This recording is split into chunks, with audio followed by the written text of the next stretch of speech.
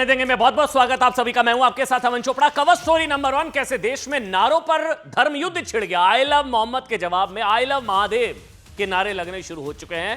धर्म युद्ध नारों पर। दूसरी कवर स्टोरी, कैसे गरबा के त्योहार को भी पहरे में मनाने की जरूरत पड़ गई है, इसकी बात करेंगे। तीसरी बड़ी खबर, क्या बिहार चुनाव की डेट शीट आने से पहले ही महागठबंधन टुकड़े टुकड़े हो जाएगा, जोड़ी टूटने वाली है क्या। और चौथी सबसे बड़ी खबर, अगर दिल्ली मुंबई में बाढ़ के लिए बीजेपी जिम्मेदार, तो कोलकाता में बाढ़ के लिए ममता जिम्मेदार क्यों नहीं। कुदरत का कहर, बताएंगे इसकी भी खबर। लेकिन शुरुआत एक बड़ी खबर के साथ कर रहे हैं। आई लव मोहम्मद को लेकर मुख्तार अब्बास नकवी ने एक बहुत बड़ा बयान दे दिया है। वो कह रहे हैं कि आस्था का इस्तेमाल अराजकता फैलाने के लिए किया जा रहा है।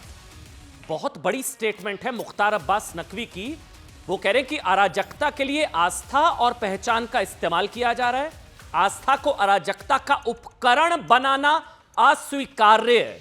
यह बहुत बड़ी खबर है, क्योंकि इतना खुलकर अब तक शायद ही किसी ने कहा था, और यह पहला रिएक्शन होगा भारतीय जनता पार्टी में से किसी का, क्योंकि माइनॉरिटी अफेयर्स मिनिस्टर भी रहे हैं मुख्तार अब्बास नकवी जी। और आई लव मोहम्मद विवाद पर यह पहला official reaction Bharatiya Janata party का। और मुख्तार अब्बास पहली बार संभवतः इतना खुलकर कोई इस विवाद पर बोला है। वो कह रहे हैं कि आस्था का इस्तेमाल अराजकता फैलाने के लिए नहीं होना चाहिए। अराजकता के लिए आस्था और पहचान का इस्तेमाल, आस्था को अराजकता का उपकरण बनाना अस्वीकार्य है। एक बार सुनिए क्या कुछ कहा मुख्तार अब्बास नकवी ने। जो लोग जो है वो आई लव मोहम्मद के नाम पर जो है वो प्रदर्शन कर रहे हैं, वो जो है वो केवल पाखंड है, इससे ज्यादा कुछ नहीं। इसलिए इस तरह के पाखंड के जरिए जो है वो आप न तो आस्था को बंधक बना सकते हैं, न अस्मिता को बंधक बना सकते हैं। अराजकता और अस्मिता, अराजकता के जरिए आस्था और अस्मिता को बंधक बनाने की कोई भी सोच और सनक जो है वो ठीक नहीं है। मतलब इतना क्लियर शायद ही संभवतः अब से पहले किसी नेता ने बोला हो कि आस्था के नाम पर अराजकता फैलाना गलत है। क्या वाकई अराजकता फैलाई जा रही है इस धार्मिक मजहबी नारे के जरिए? क्या मजहबी नुमाइश की कोशिश की जा रही है? बात सबसे पहले इसी की।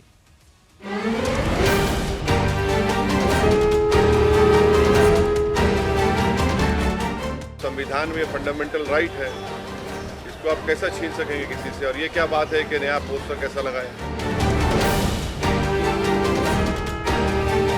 आई लव मोहम्मद कैसे बोल देंगे, शरीयत में कहाँ है?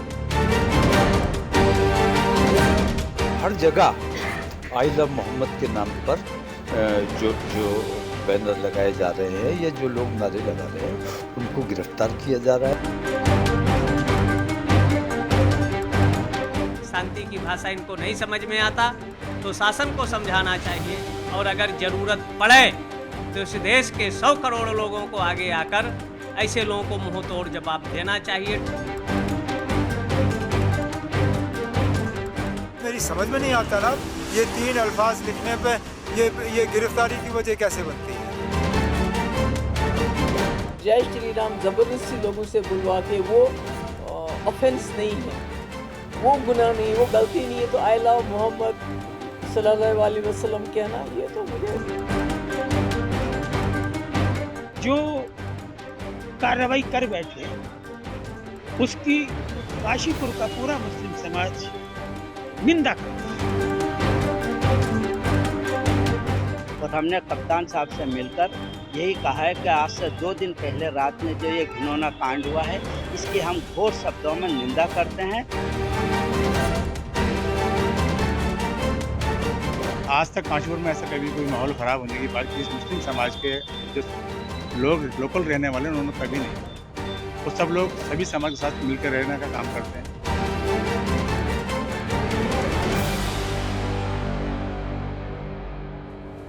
देखिए सीधी सी बात, थोड़ी कड़वी लगेगी बात। मेरी नजर में ना तो आई लव मोहम्मद की जरूरत है, ना ही आई लव महाकाल की जरूरत है। ये मजहबी नुमाइश या धार्मिक नुमाइश की जरूरत नहीं है। अब किसी ने कहा ही नहीं है कि आई हेट मतलब मोहम्मद या आई हेट महाकाल, किसी ने नहीं कहा।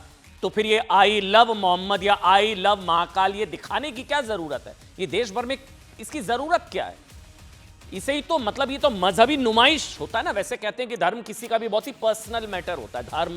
धार्मिक चॉइस बहुत ही पर्सनल मैटर होता है ना, बहुत ही निजी मामला, ये फिर नुमाइश है ना, ये तो मजहबी नुमाइश है। चाहे आई लव महाकाल हो जो अब इसके जवाब में चल रहा है, और चाहे आई लव मोहम्मद हो, किसी ने आई हेट तो कहा नहीं है।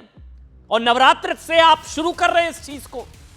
देखिए, नवरात्र से पहले देश भर में आई लव मोहम्मद के पोस्टर नारे पर देश भर में प्रदर्शन हुआ, कुछ जगह हिंसा हुई, कुछ जगह बवाल हुआ, कुछ जगह पत्थरबाजी हुई, कुछ जगह पुलिस को दौड़ा दौड़ा कर मारा गया, यहां तक चल रहा था सब। अब क्या हो गया? उसी के जवाब में उस तरफ देखिए, वाराणसी, उज्जैन, कई शहरों में आई लव महादेव। ये देखिए आप, आई लव महादेव, इसकी जरूरत नहीं है, कोई वर्सेस थोड़ी ना है, मतलब कोई आमने सामने थोड़ी ना है। आई लव महाकाल का अभियान शुरू हो गया देश भर में। ये देखिए आप, वाराणसी में शंकराचार्य नरेंद्रानंद सरस्वती के नेतृत्व में आई लव महादेव अभियान शुरू हो गया है। देश में महादेव सेना बनाने की अपील की गई है, महादेव सेना। I love Mahadev, I love Mahakal, I love Mahadev अभियान को सफल बनाने के लिए साधु संतों ने हर हर महादेव का जयकारा लगाया, जय घोष किया। वो कह रहे हैं शुरुआत उन्होंने की, वो कह रहे हैं कि शुरुआत आई लव मोहम्मद से हुई, तो हम क्यों पीछे रहे? लीजिए आ गया जवाब, I love Mahadev, I love Mahakal.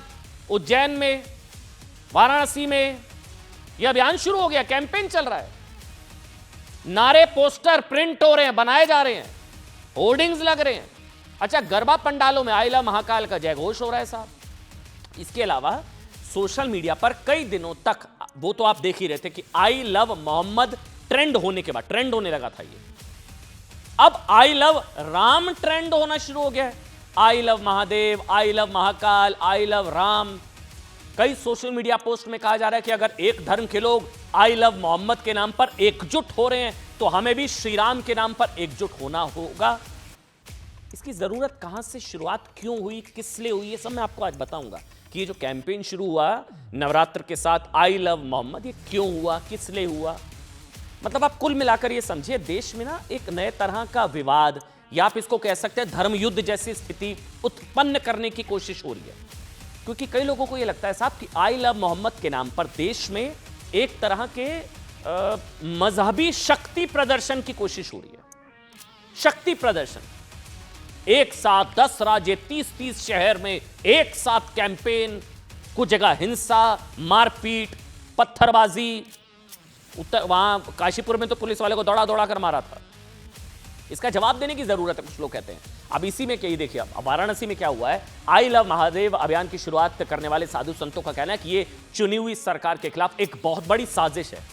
ये आई लव मोहम्मद एक बहुत बड़ी साजिश है। मुख्तार अब्बास नकवी कह रहे हैं कि आस्था के नाम पर अराजकता नहीं होनी चाहिए, और इसलिए साधु संत कह रहे हैं कि बहुसंख्यक समाज को भी सड़कों पर उतरने की जरूरत है, और अगर शांति की भाषा नहीं समझी गई तो महादेव की फौज भी है।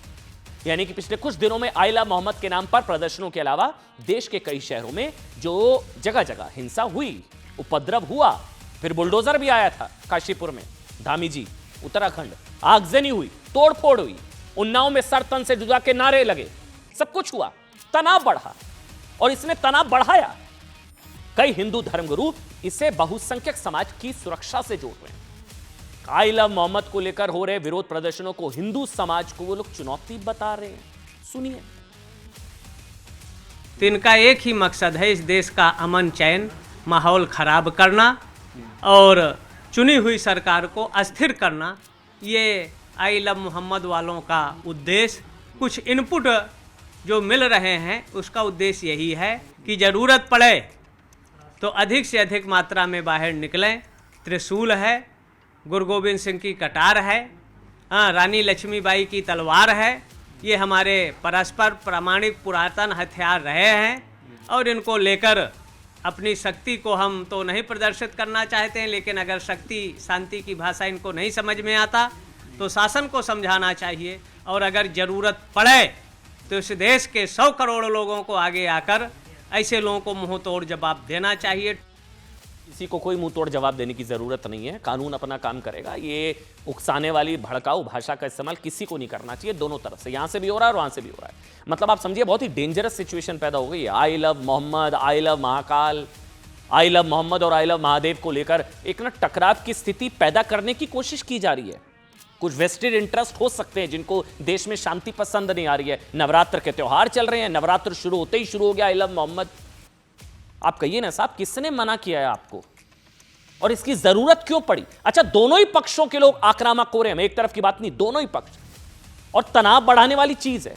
और इस सबके जिम्मेदार ना मैं जानता हूं वो लोग हैं और वो नेता है जो ना एक झूठ और नरेटिव को गढ़ रहे हैं, उस झूठ को आगे बढ़ा रहे हैं कि देश में आई लव मोहम्मद कहने से रोका जा रहा है। कौन रोक रहा है ओवैसी साहब? क्यों भड़काते हैं, क्यों उकसाते हैं? किसने रोक दिया? किसने कह दिया? किसने आई हेट कह दिया? किसी ने कुछ नहीं कहा। अब ये डर की दुकान बहुत टाइम से ना बंद पड़ी है। राम मंदिर के नाम पर पहले ये लोग डराते थे, लग गया ताला, तलाक बिद्दत लग गया ताला, वक्फ वाली दुकान है ना वो उस पर ताला। अब एक नई डर की दुकान खोल दी इन लोगों ने कि अब तुम लोगों को आई लव मोहम्मद कहने से रोक रहे हैं। कौन रोक रहा है प्रभु? ओवैसी साहब, उमर अब्दुल, अच्छा इन्होंने कहा कि आई लव मोहम्मद बोलना इंटरनेशनल हो गया क्या? आई लव मोहम्मद बोलना इंटरनेशनल हो गया क्या? उमर अब्दुल्ला कह रहे हैं कि किसी को सिर्फ आई लव मोहम्मद कहने पर गिरफ्तार कैसे किया जा सकता है? नहीं, ऐसे नहीं हुआ।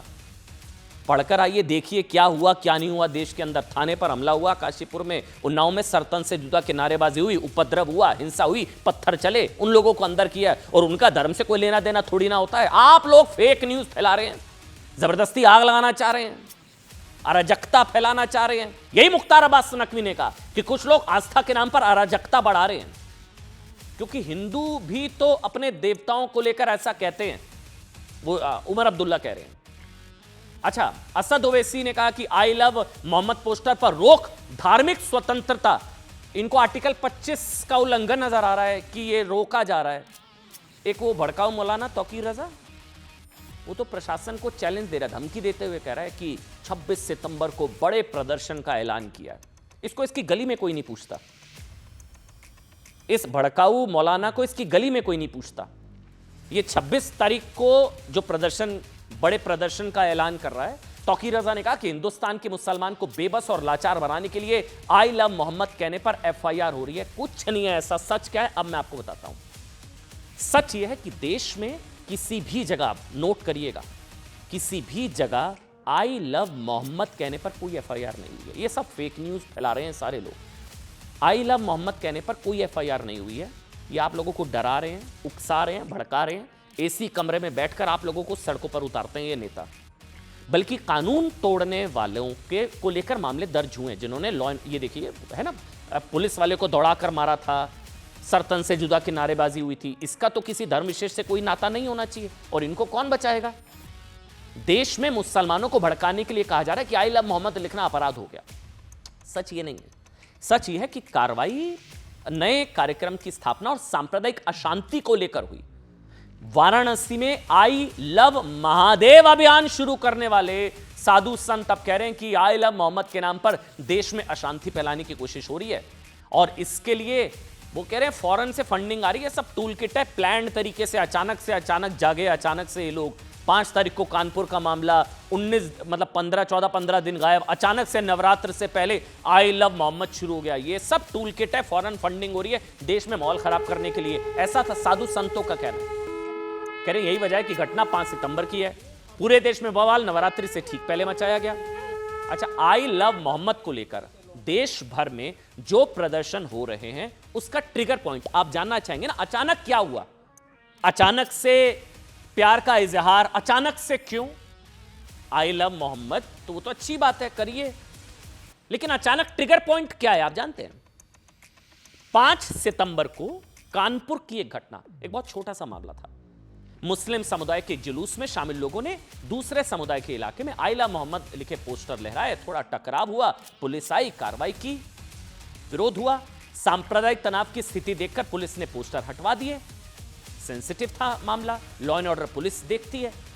इसके बाद कुछ युवकों को, मतलब आप कह सकते हैं कि वहां पर धार्मिक पोस्टर फाड़ भी दिए गए। कानपुर का एक मामला था छोटा सा। दोनों पक्षों के बीच झड़प हुई। पुलिस ने 9 लोगों के खिलाफ धार्मिक भावनाएं भड़काने और सांप्रदायिक सौहार्द बिगाड़ने की एफआईआर दर्ज की। आई लव मोहम्मद को लेकर कोई एफआईआर दर्ज नहीं हुई। लोगों के खिलाफ धार्मिक भावनाएं भड़काने, सांप्रदायिक सौहार्द बिगाड़ने की एफआईआर दर्ज की गई। जो लोग थे अब आप सोच कर देखिए जो मैं सवाल पूछ रहा हूं, 5 सितंबर की घटना, 15 दिन की चुप्पी, अब अचानक ऐसा क्या हुआ? ये प्रेम जागृत हुआ और इसका इजहार करना पड़ रहा है। अचानक 5 को हुआ था ना मामला, 5 तारीख को, 15 दिन चुप्पी, फिर अचानक सडनली नवरात्र से ठीक पहले, नवरात्र के दौरान, नवरात्र शुरू होते ही 8 से 9 राज्यों में, 30 शहरों में प्रदर्शन, कई जगह हिंसा, पत्थरबाजी, उपद्रव, तोड़ फोड़, थाने पर हमला। नवरात्र शुरू होते ही एक पक्ष तो यहां तक कह रहा है कि इसकी जरूरत ही क्यों पड़ रही है? क्या किसी ने आई हेट ऐसा कुछ कहा? जो आई लव मोहम्मद का कैंपेन चलाया जा रहा है वो भी नवरात्र के शुरू होते ही, जो बाद में हिंसा में बदला वो तो फैक्ट है। जानते हैं क्या क्या हुआ? गोधरा में थाने पर हमला कर दिया था इन लोगों ने, थाने पर हमला कर दिया था।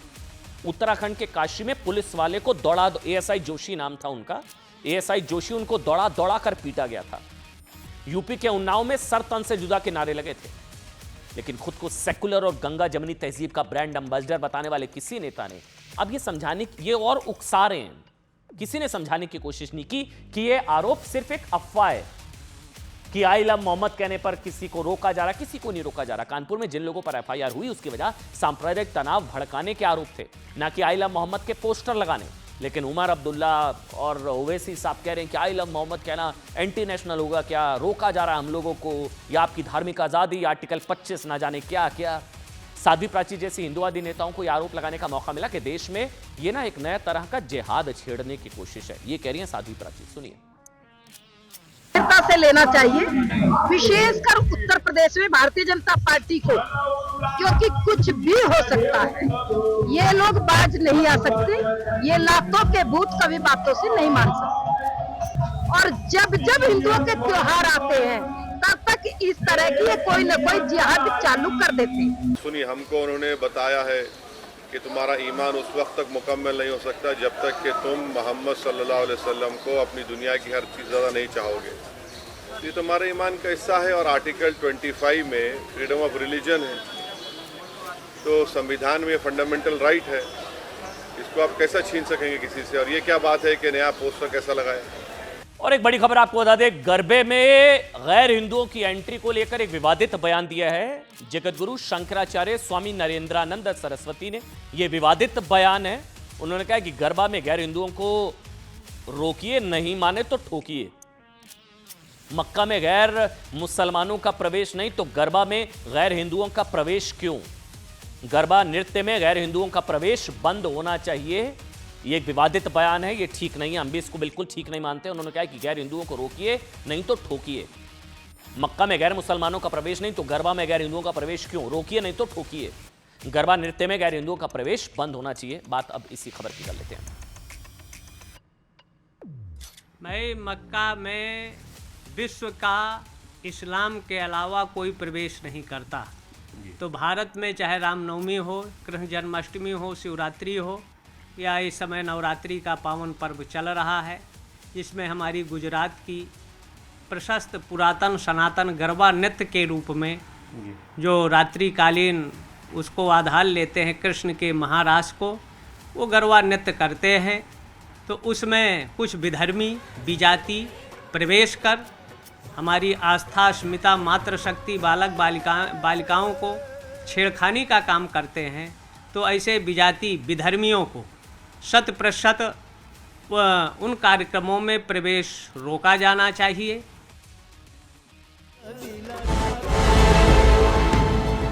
तो इसको रोकना चाहिए और अंतिम अगर कोई नहीं मानता है तो उसको फिर उन्हीं की भाषा में ठोक के समझाना चाहिए।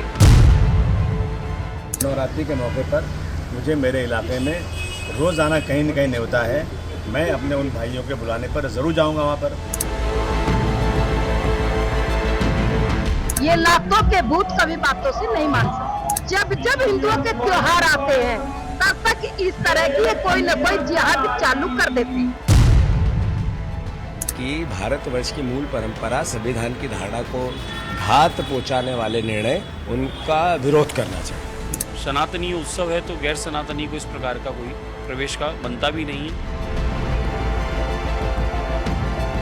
एंटी सोशल एलिमेंट्स अपने गलत मंसूबों के अंतर्गत वह पंडाल बनाते हैं।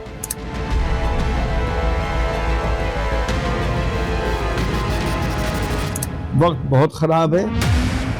जो कभी कोई लव जिहाद में फंसाएगा, कभी किसी और तरकीब से फंसाएगा और ज़िंदगी बर्बाद हो जाएगी। जब सनातन हिंदू विचारधारा के लोग हज यात्रा में नहीं जाते हैं तो उनके लोगों को भी जो है गरबा में नहीं आना चाहिए। हमारे लिए त्योहार है, हमारे लिए वो हिंदू संस्कृति है, उनके लिए वो लव जिहाद का अड्डा है। साहब पैरे में बन रहा है गरबा, पैरे में। अब लोग सवाल पूछ रहे हैं, देश में हिंदुओं का कोई त्योहार है जो बिना डर, बिना पत्थरबाजी, बिना पैरे के मनाया जा सकता हो? कहने को हिंदू राष्ट्र, लेकिन रामनवमी से लेकर विजय दशमी तक के जुलूस पत्थर से बचाओ, गणेश चतुर्थी पर बप्पा के भक्तों को बचाओ, और अब गरबा में बेटी बचाओ। गरबा भी पैरे में मनाना पड़ रहा है, ये आपको बता रहे हैं हम। अब वहाँ पर ना चेकिंग हो रही है, आधार चेक हो रहा है, पूरी सुरक्षा चौक चौबंद करनी पड़ रही है, ड्रोन्स उड़ाए जा रहे हैं, सीसीटीवी निगरानी, किसी असामाजिक तत्व की एंट्री ना हो, ड्रोन्स उड़ाए जा रहे हैं उन सब चीज़ों के लिए। इतनी चेकिंग चल रही है गरबा में, पैरे में गरबा। अच्छा, कई जगह क्या चल रहा है, गंगा जल और गोमूत्र का छिड़काव हो रहा है, तिलक कलावा बांधने के बाद एंट्री हो रही है, पूरी चेकिंग चल रही है गरबा पंडालों में। अभी तक तो गाइडलाइंस आई थी, अब उस पर अप्लाई शुरू हो गया है साहब, खासकर मध्य प्रदेश। गरबा पंडालों के लिए गाइडलाइन जारी की गई है, वहां वराह पूजा के बाद ही किसी को एंट्री दी जाए। लव जिहाद से सावधान रहें।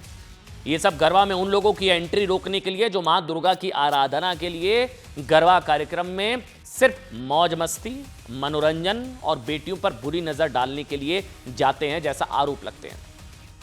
इसलिए कई लोगों को सवाल उठाने का मौका मिलता है कि कश्मीर में मूर्ति पूजा के विरोध के नाम पर दरगाह में राष्ट्रीय चिन्ह तोड़ने वालों को, आइडल वर्शिपिंग, उसी के खिलाफ ना, मूर्ति पूजा के नाम पर, याद होगा आपको, वहां एम्बलम तोड़ दिया था। यहां गरबा में मूर्ति पूजा से कोई परेशानी नहीं होती, याद है, यहां पर राष्ट्रीय चिन्ह एम्बलम तोड़ दिया था, यह कहते हुए कि इस्लाम में मूर्ति पूजा मना है। एम्बलम से प्रॉब्लम हो गई थी। गरबा में दुर्गा पूजा मंजूर है, यह मूर्ति पूजा नहीं है, यहां जाना है। मतलब यहां नाम बदलकर, पहचान छिपाकर कलावा वाले छलावे के सारे घुस जाते हैं, कुछ लोग ऐसे आरोप लगते हैं। ऐसे ही सवालों को लेकर गरबा पंडालों में मुसलमानों की एंट्री को लेकर पिछले कई दिनों से जबरदस्त विवाद शुरू हो गया है। अब क्या हो रहा है, ऐसे ही विवादों के बाद अब कई मुस्लिम नेता और मौलाना भी कह रहे हैं क्या जरूरत है जाने की। ये हिंदूवादी नेता नहीं कह रहे हैं, कई काजी हैं, मुस्लिम धर्मगुरु हैं, वो मुस्लिम नेता हैं, मौलाना कह रहे हैं कि क्या जरूरत क्या है आपको जाने की, जब आपकी आस्था नहीं है। या तो आपकी आस्था है, मां के 9 रूपों को आप पूछते हैं, मुसलमानों को गरबा कार्यक्रम में नहीं जाना चाहिए। ये मैं नहीं कह रहा हूं, ये हिंदूवादी ने, कई काजी हैं, मुस्लिम धर्मगुरु हैं। ये देखिए, रतलाम के शहर काजी ने चिट्ठी लिख दी, क्या जरूरत है, मत जाइए साहब, ऐसा करना मजहब के खिलाफ है। रतलाम में शहर काजी ने मुस्लिम समुदाय के लोगों को चिट्ठी लिखी है कि वो अपने बच्चों को गरबा में ना जाने दें, क्योंकि इससे 2 समुदायों के बीच विवाद की स्थिति पैदा होती है। आपका मकसद क्या है जाने का? शहर काजी अहमद अली हैं, इन्होंने कहा कि मुसलमानों के लिए गरबा में जाना धार्मिक लिहाज से भी सही नहीं है। उधर राजस्थान के कोटा में मुस्लिम राष्ट्रीय मंच के संयोजक हैं इरशाद अली, कह रहे हैं कि जब मुस्लिम हिंदुओं के त्योहार होली, दीपावली, रक्षाबंधन मनाने से बचते हैं तो फिर गरबा और डांडिया के कार्यक्रम में आपको क्यों जाना है। असीम वकार ऑल इंडिया एमआईएम के नेता हैं, ऐसे मुस्लिम युवकों को गुमराह बताया। वो कह रहे हैं गुमराह है ये लोग जो गरबा जैसे कार्यक्रमों में जाते हैं। उन्होंने कहा कि नाच गाना बजाना ना तो मुसलमानों के कल्चर का हिस्सा है, ना ही इस मजहब इसकी इजाज़त देता है। लेकिन पहले तो इनको भी समझने की ज़रूरत है कि गरबा सिर्फ नाचने गाने का यही तो इनकी जानकारी का अभाव होता है। ऐसे लोगों को पता होता नहीं है। कुछ लोगों के लिए सिर्फ नाचने गाने का कार्यक्रम होता है, पता ही नहीं है गरबा, गर्भ। आगे आपको बताऊंगा, इनकी जानकारी बढ़ाएंगे आगे। वो कह रहे हैं कि इस्लाम में नाचना गाना हराम है, इसलिए ऐसे मुस्लिम युवकों को हिंदू संगठन या गरबा पंडालों के आयोजक कार्यक्रम में जाने से रोके। हम तो रोक ही रहे हैं, उससे पहले खुद माता पिता को ही रोक देना चाहिए। मतलब एक चीज समझिए, सिर्फ हिंदूवादी संगठन ही विरोध नहीं कर रहे हैं गरबा में गैर हिंदुओं की एंट्री का। मुस्लिम समाज, काजी, शहर के काजी, मुस्लिम धर्मगुरु, इस्लामिक स्कॉलर और एआईएमआईएम के नेता भी कह रहे हैं क्या जरूरत है जाने की जब आपकी आस्था नहीं है। सुनिए। मेरा उद्देश्य यही है कि मैंने क्या दोनों अपने हिंदू भाइयों का त्यौहार है, तो हम मिलजुल कर दोनों आपस में इत्तेहाद और इत्तेफाक के साथ इसको करें, इसमें किसी का इंतशार ना रहे। तो यही हम चाहते हैं कि आपस में इत्तेहाद और इत्तेफाक रहे। तो ये है कि अपने बुजुर्गों से मैं तो ये कहूँगा कि अपने जो बच्चों को है वो ताकीद करें कि वो गरबा के अंदर ना जाएं। मुसलमान माँ बाप से किन आयोजकों के और हिंदू संगठनों के रोकने से पहले आप अपने बच्चों को रोकिए। क्यों जाते हैं?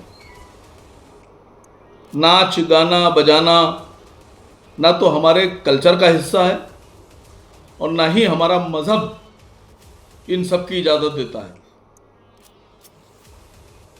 आप लोग ये जानते हैं कि इस्लाम एक बहुत सिंपल और सीधा साधा मजहब है। अच्छा देखिए, ये जो समझाने की कोशिश कर रहे हैं वकार साहब, गरबा सनातन धर्म को मानने वालों के लिए परंपरा, आराधना संस्कृति का बहुत बड़ा उत्सव होता है। लेकिन आज स्थिति है कि गरबा पंडालों में बेटियों को बुरी नजर से बचाने के लिए अभियान चलाने पड़ रहे हैं। राजस्थान के भीलवाड़ा की तस्वीर आपको दिखाते हैं। यहां विश्व हिंदू परिषद, बजरंग दल समेत कई हिंदू संगठनों ने अलग अलग टीमें तैनात की हैं, जो गरबा पंडाल में आने वाले लोगों पर नजर रख रही हैं। आप जानते हैं, गरबा पंडालों में एंट्री से पहले लोगों का पहचान पत्र, आधार कार्ड देखा जा रहा है। कुछ जगह गंगा जल का सेवन कराया जा रहा है, टीका कलावा पहनाया जा रहा है, गौमूत्र छिड़काव, उसके बाद हो रही है एंट्री। कई जगहों पर वराह भगवान के पोस्टर लगाए गए हैं और किसी के गैर हिंदू होने का शक होता है तो उससे उनकी पूजा कराई जाती है। उधर मध्य प्रदेश के भोपाल में देखिए, भोपाल, खंडवा, रतलाम समेत कई शहरों में भी ऐसी सावधानी बरती जा रही है। बाकायदा आधार कार्ड चेक किए जा रहे हैं, पहचान की पुष्टि होने के बाद ही टिकट और एंट्री दी जाती है। लेकिन इसके बावजूद यह डर बना हुआ है कि गैर हिंदू पहचान छिपाकर पंडालों में प्रवेश कर सकते हैं और हिंदू संगठन कहते हैं कि लव जिहाद का अड्डा बना देते हैं ये लोग गरबा पंडालों को। इसलिए पंडालों के बाहर गैर हिंदुओं, लड़कियों को सावधान करने के लिए पोस्टर भी लगाए गए हैं। इसमें उन्हें लव जिहाद से बचने का संदेश भी दिया गया है। जगह जगह तैयारियां भी शुरू हो चुकी है, उसको अप्लाई भी करा गया है। सुनिए। देश में बढ़ रही है घटना को देखते हुए, जो लव जिहाद की घटनाएं बढ़ रही है और भी कई सारी घटनाएं बढ़ रही है, उसको देखते हुए विश्व हिंदू परिषद बजरंग दल ने जो निर्णय लिया है, हम उनको मद्देनजर रखते हुए तिलक लगाकर आधार कार्ड चेक कर ही अंदर एंट्री दे रहे हैं। और हमारा ये स्पष्ट मानना है कि इसमें प्रवेश केवल और केवल हिंदू धर्म के मानने वाले लोगों का ही होना चाहिए, गैर हिंदुओं का प्रवेश वर्जित होना चाहिए। सर, एक और मूल कारण है, हम मूर्ति पूजा करते हैं वहाँ पे। जो लोग बुत परस्ती या मूर्ति पूजा को इस विश्व का, इस पृथ्वी का सबसे बड़ा पाप मानते हैं, जिसको वह लोगों का हमारे धार्मिक अनुष्ठान में क्या काम, यह हमारा स्पष्ट मानना है।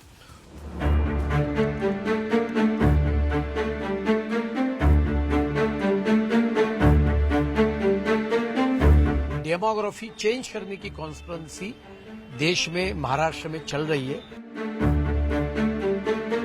गरबा में गैर हिंदुओं की एंट्री टोटल बैन।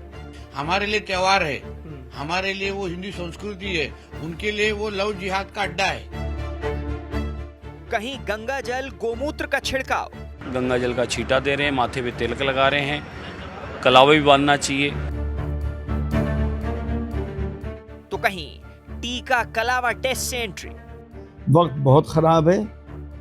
जो कभी कोई लव जिहाद में फंसाएगा, कभी किसी और तरकीब से फंसाएगा और जिंदगी बर्बाद हो जाएगी। इस गरमा महोत्सव के अंदर कोई भी गैर हिंदू प्रवेश न करे और असामाजिक तत्वों का प्रवेश बंद हो।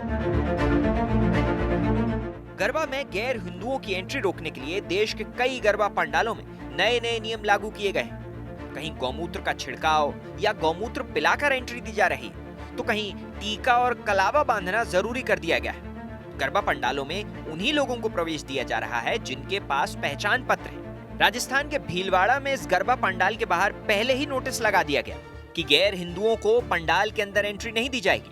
अब विश्व हिंदू परिषद, बजरंग दल और अन्य हिंदू संगठनों ने कई टीमें तैनात कर दी हैं, जो असामाजिक तत्वों पर नजर रखेंगे। देखते हुए जो लव जिहाद की घटनाएं बढ़ रही है और भी कई सारी घटनाएं बढ़ रही है, उसको देखते हुए विश्व हिंदू परिषद बजरंग दल ने जो निर्णय लिया है, हम उनको मद्देनजर रखते हुए तिलक लगाकर आधार कार्ड चेक कर ही अंदर एंट्री दे रहे हैं। मध्य प्रदेश में भी गरबा पंडालों में गैर हिंदुओं के प्रवेश पर चौकसी बरती जा रही है। भोपाल में गरबा पंडालों में बाकायदा आधार कार्ड चेक किए जा रहे हैं। पहचान की पुष्टि होने के बाद ही टिकट और एंट्री दी जा रही है। पंडालों में गरबा में प्रवेश पाने के लिए कड़े नियम बनाए गए, जैसे जो भी पंडाल में आएंगे उन्हें अपनी पहचान बताने के साथ ही टीका लगाना होगा, हाथ में कलावा बांधना होगा। पंडाल में घुसने से पहले भगवान बाराह की पूजा करनी होगी। इसके बाद गंगा जल पान कराया जाएगा और गोमूत्र का छिड़काव उन पर किया जाएगा।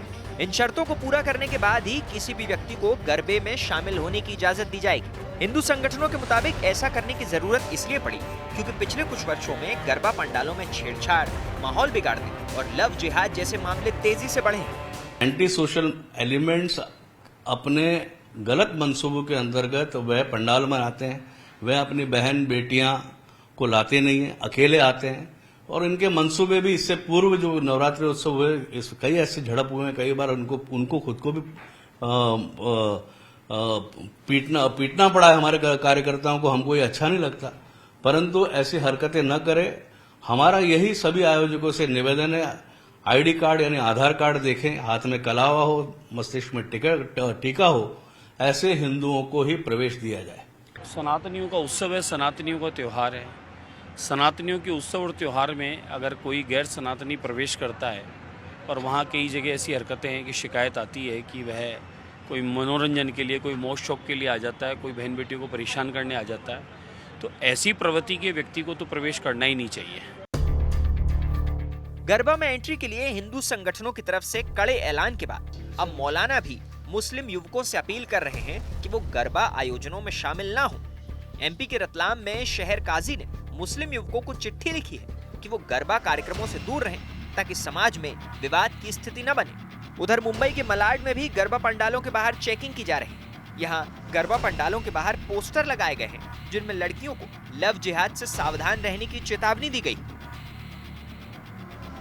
और एक बहुत बड़ी खबर आपको बता रहे हैं, लेह में जो हालात खराब हुए थे, लद्दाख में हिंसा पर सरकार के सूत्रों के हवाले से बहुत बड़ी खबर है। दरअसल लद्दाख के युवाओं को गुमराह किया गया, ये सोर्सेज बता रहे हैं।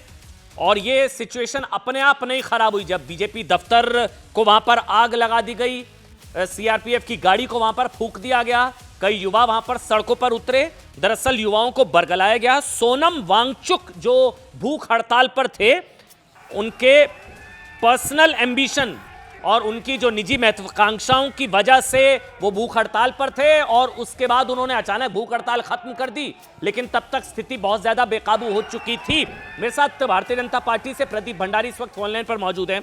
प्रदीप, सोनम वांगचुक इसके लिए जिम्मेदार है? देखिए, इन सबके पीछे राहुल गांधी इन्वॉल्व है। जो कांग्रेस पार्टी का नेता, जो काउंसलर वहां पे एक स्टिक के साथ लेकर घूम रहा था, जिसने युवाओं को इंसाइट करने का प्रयास किया। हम तो कह ही रहे हैं कि जब राहुल गांधी ने एक हफ्ते पहले जेनजी की बात करी थी, अपने 25 साल के राजनीतिक करियर में पहली बार जेनजी के शब्द का प्रयोग करते नेपाल के बाद में, हम तब से ही आरोप लगा रहे थे कि इनकी मंशा देश के अंदर युवाओं को भड़काने की है। जब लोकतांत्रिक रूप से राहुल गांधी और कांग्रेस को युवाओं ने दिल्ली यूनिवर्सिटी से लेके पंजाब से लेके हरियाणा हैदराबाद तक हर तरफ रिजेक्ट कर दिया, तो अब राहुल ये समझ चुके हैं कि वो लोकतांत्रिक रूप से कभी सत्ता में नहीं आ सकते। मैं एक चीज, एक मिनट प्रदीप, मैं मुझे एक सेकंड दीजिए, मैं एक और जानकारी है, बड़ी खबर है। सेंटर ने 6 अक्टूबर को पहले ही बातचीत जो है वो फिक्स हो चुकी थी। ये बहुत बड़ी खबर है। केंद्र ने पहले ही 6 अक्टूबर जो है बातचीत की तारीख तय की थी। इससे पहले भी जो है 25 और 26 सितंबर को कंसिडर की जा रही थी बैठक। तो बैठकों का दौर जो है वो चल रहा था, बैठकों को लेकर लगातार सहमति भी बनी थी। 6 अक्टूबर को बातचीत होनी भी थी, जो पूर्ण राज्य का दर्जा को लेकर सो कॉल्ड मांग की जा रही थी। उसके बाद सोनम वांगचुक पिछले 15 दिनों से वहां पर हड़ताल पर बैठे थे। आज जो प्रदीप बता रहे हैं कि एक कांग्रेस पार्टी का, आप क्या बता रहे थे प्रदीप, एक कांग्रेस पार्टी का नेता भी सो कॉल्ड जेनजी या यूथ को लीड करता हुआ नजर आया, जिसके बाद बीजेपी दफ्तर में आग लगा दी गई थी, वहां सीआरपीएफ की गाड़ी को भी फूका। अमन जी, वो सिर्फ लीड ही नहीं कर रहा था, उसका नाम तंजिन जेपांग है, जो कांग्रेस पार्टी का काउंसलर है अपर ले वार्ड का। वो हाथ में डंडा लेकर लोगों को भड़का रहा था और लोगों को ये कह रहा था कि पत्थर फेंको। और भारतीय जनता पार्टी के कार्यालय पे पत्थर फेंको। ये मॉडस ऑपरेंडी तो पूर्व जैसे विदेश अलग अलग मुल्कों में हमने देखी है।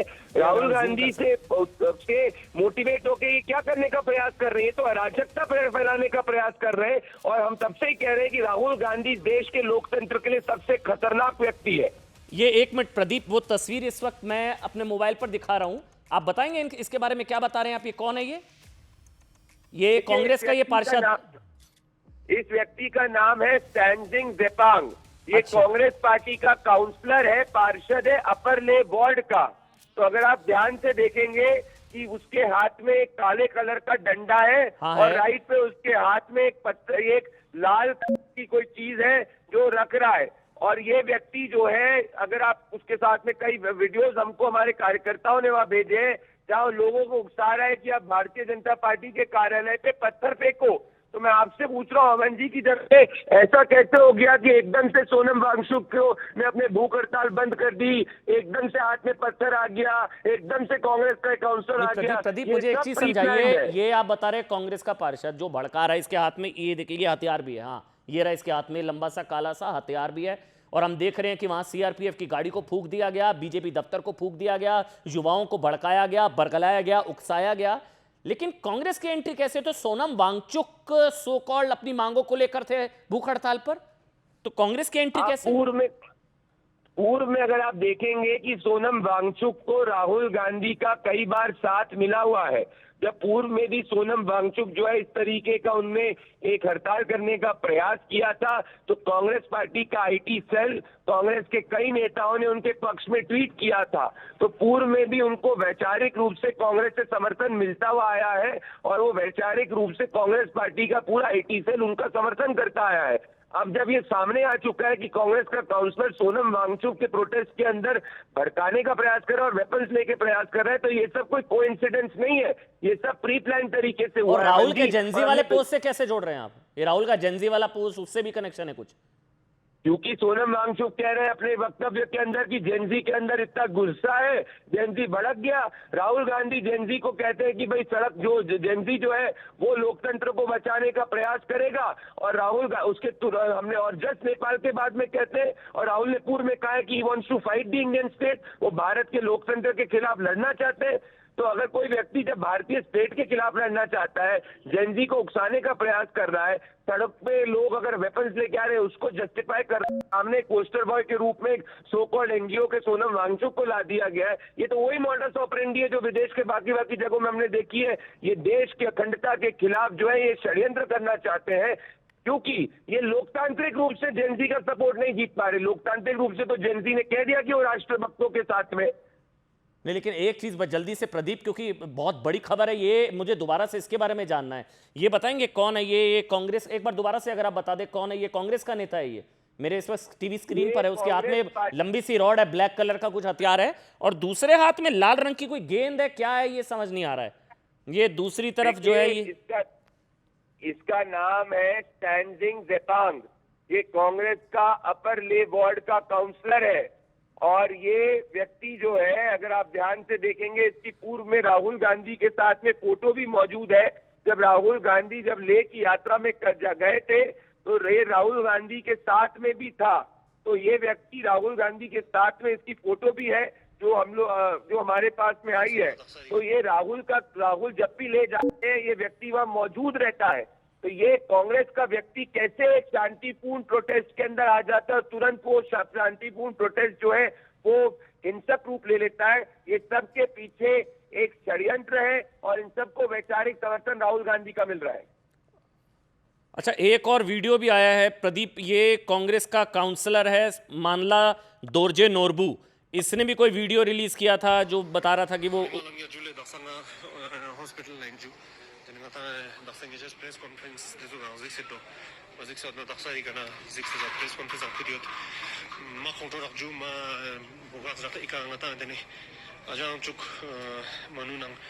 अनेडोलमा निस्का हॉस्पिटल ला दक्सा इकांगा जो एडमिट सोंजू उसके पसंग कांग्रेस बीजेपी थमा बोरे आले पॉलिटिक्स थमा बोर दिलिंग नती म्यू लाई काई उनिजी का ये भी जो दावा किया जा रहा है प्रदीप, जिसको मैं दिखा रहा था, ये भी कांग्रेस का पूरा कांग्रेस कनेक्शन है। मतलब कि कांग्रेस के मामला से ये जो है काउंसलर है डोरजे नोरबू, ये भी भड़काता हुआ, इसका भी वीडियो है। वो कह रहा है कि सड़कों पर आओ, यूथ जो है सड़कों पर आने की जरूरत है। और उसके बाद ये सारी तस्वीरें सामने आई आज। और देखिए किस तरह से जलाया गया, ये तस्वीरें देखिए आप। गाड़ियों को फूंक दिया गया, बीजेपी दफ्तर को फूंक दिया गया, और वहां पर सीआरपीएफ की गाड़ी को भी फूंक दिया गया। मुंह पर नकाब है, गाड़ियों को वहां पर फूंक दिया गया। ये कांग्रेस कनेक्शन जो है वो पूरी तरह से यहां पर बीजेपी आरोप लगा रही है, और साबित भी होता नजर आ रहा है जो कांग्रेस कनेक्शन है। इसमें कांग्रेस नेताओं के साथ भी तस्वीरें जो है वो भी आ गई हैं, और ये वीडियो भी है कई प्रदीप, जिसमें कांग्रेस के नेता जो है वो मोबिलाइज करते हुए यूथ को कि सड़कों पर, कांग्रेस के काउंसलर प्रदीप। अमन जी, ये काउंसलर एक ही काउंसलर नहीं है, ऐसे तमाम और कांग्रेस के नेता है। इसकी तहकीकात होगी और सच जो है देश के सामने पूरी तरीके से रखा जाएगा। और ये सब की सब टाइमिंग उस बात से होती है, जैसे ही राहुल गांधी जयंती बोलते हैं तो उसके तुरंत एक हफ्ते के बाद में उसी मॉडस ऑपरेंडी के साथ में कैसे ये होता है जिसमें कांग्रेस के लोग जो है पाए जाते हैं ये देश के खिलाफ षड्यंत्र रख रहे हैं। जैसे अगर आपको याद होगा कि शाहीन बाग इनका एक पूरा टेस्टिंग ग्राउंड था जिसको इस देश के लोकतंत्र ने विफल किया। अब ये नए रूप से एक और टेस्टिंग ग्राउंड करना चाहते हैं जिसमें ये लोकतंत्र पे प्रहार करेंगे। लेके पूरे की पूरी हिंसा के पीछे कांग्रेस है, राहुल गांधी का वैचारिक समर्थन है। तो ये तो मोहब्बत की दुकान का क्या हुआ फिर? ये कांग्रेसी इसके पार्षद है, इसके हाथ में इतना लंबा सा हथियार है काले रंग का, दूसरे हाथ में ये देखिए गेंद है, क्या है या बम है, पता नहीं, समझ नहीं आ रहा क्योंकि मुंह ढका हुआ है। ये आप कह रहे हैं कांग्रेस का काउंसलर है, तो मोहब्बत की दुकान पीछे सीधे राहुल गांधी है। वांगचुक जो है ये हिंसा भड़की नहीं, भड़काई गई, और उनके पर्सनल एम्बिशंस, ये शब्दों को ध्यान से सुनिएगा, ये उनकी निजी महत्वाकांक्षा की कीमत आज ले चुका रहा है। और इसमें वहां के युवाओं की कोई गलती नहीं है, उनको उकसाया गया, बरगलाया गया, भड़काया गया, और फिर अराजकता, वहां पर अराजकता की आग देखने को मिली। बीजेपी दावा कर रही है कि ये सीधे सीधे जो है ये एक तरीके से पूरी तरह से कांग्रेस इसके पीछे है। राहुल गांधी तक पर आरोप भारतीय जनता पार्टी लगा रही है। कई वीडियोस भी हैं वो सामने आ चुके हैं जिसमें दावा किया जा रहा है कि कांग्रेस इसमें शामिल है। बीजेपी की तरफ से जो कांग्रेस के नेताओं के भड़काने वाले, कि वो कांग्रेस के नेता भड़का रहे हैं, उकसा रहे हैं, इस तरह के वीडियो। और ये तस्वीर जिसका बार बार जिक्र हो रहा है, जिसका भी जिक्र प्रदीप भंडारी भी कर रहे थे भारतीय जनता पार्टी की तरफ से, अमित मालविया से लेकर पूरी बीजेपी यह आरोप लगा रही है कि ये जो दंगे जैसे हालात हुए, हिंसा प्री प्लान्ड साजिश थी। और राहुल गांधी कनेक्शन की भी बात की जा रही है। प्रदीप भंडारी लगातार हमारे साथ मौजूद है। प्रदीप, एक आखिरी सवाल, लेकिन बातचीत तो प्रपोज्ड है और सरकार बातचीत के लिए तैयार है और पहले भी तैयार थी। 6 अक्टूबर पहले से तय तारीख निर्धारित थी। प्रदीप, अमन जी, जम्मू कश्मीर के अंदर शांति स्थापित करने का काम प्रधानमंत्री मोदी जी की सरकार ने किया है।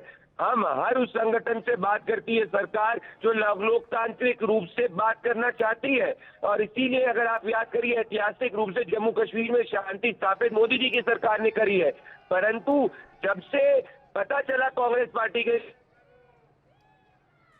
होने वाली है, उसके ठीक पहले ये पूरे के पूरे प्रोटेस्ट को हिंसक रूप कांग्रेस देना चाहती है, क्योंकि कांग्रेस जो है वो लोकतंत्र की लड़ाई सड़क से लड़ना चाहती है और उस सड़क को हाईजैक करना चाहती है। इनका मॉडस ऑपरेंडी है।